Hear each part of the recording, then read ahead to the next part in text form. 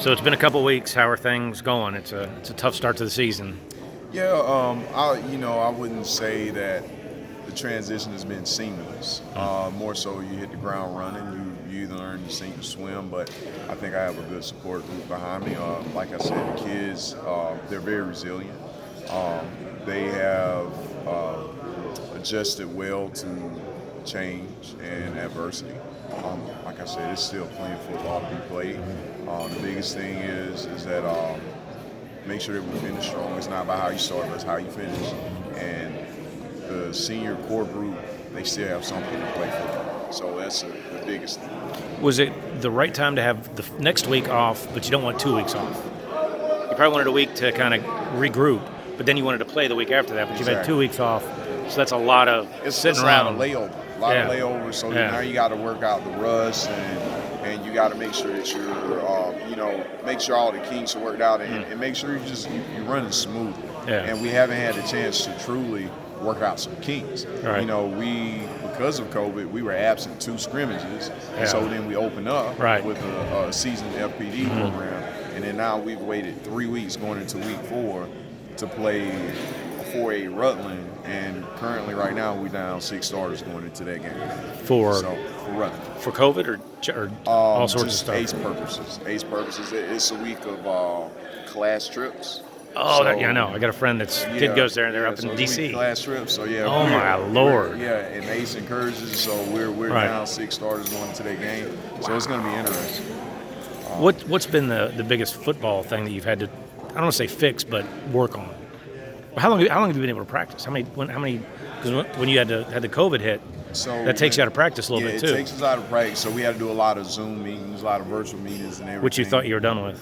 Yeah, exactly. Then we had to go, and then there was one thing I discussed with the coaches. I was like, it's only but so much Zoom these kids can take before you just Zoom them to death. Yeah. And then we had to follow the GHSA protocols. Right.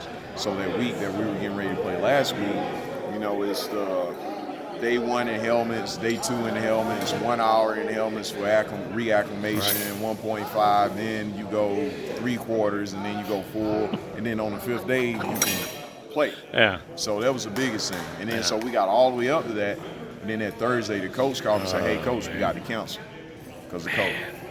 And then, I was like, man, we need a game. So kind of like with Coach Spoon, them trying to schedule a game, like Thursday, we're scrambling trying to call, like, hey, does anybody want to play us? Right. And we even reached out to Armucci. Armucci was in the same situation we were in up in Rome. We were willing to travel to Rome, but they didn't want to play on a 24-hour notice. Yeah. And I explained to the coach, I said, hey, we're in the same boat. It's a 24-hour turnaround for us as well. So that's the biggest thing.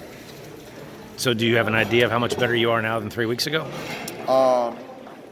Just from what you can see, it's almost like going back to August, isn't it? Yeah, it's a little bit of regression, but I credit my group of seniors for leading the team, continue to be progressive, continue to march onward and upward. Even in the face of adversity and challenges, they continue to push the program forward. So, and the reality is you're in a region where you have a chance to make the playoffs. Definitely. There's still something to play you have for. 2 teams that are kind of automatic. GMC's having a better year than expected, but after that 4th spot is really kind of wide open. Yeah, there's still something to play for. And like I said, we play Rutland and we open up with Wilkinson County.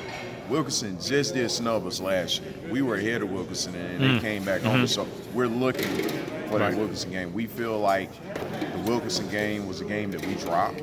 We even, the past 3 years playing GMC, it has always been a very close contest. We went into halftime last year at GMC up, I think, 13-3 or 14-3. So that was the biggest thing with that. So it's those games we're actually looking forward to because we know we're well matched and it's going to be a good showing.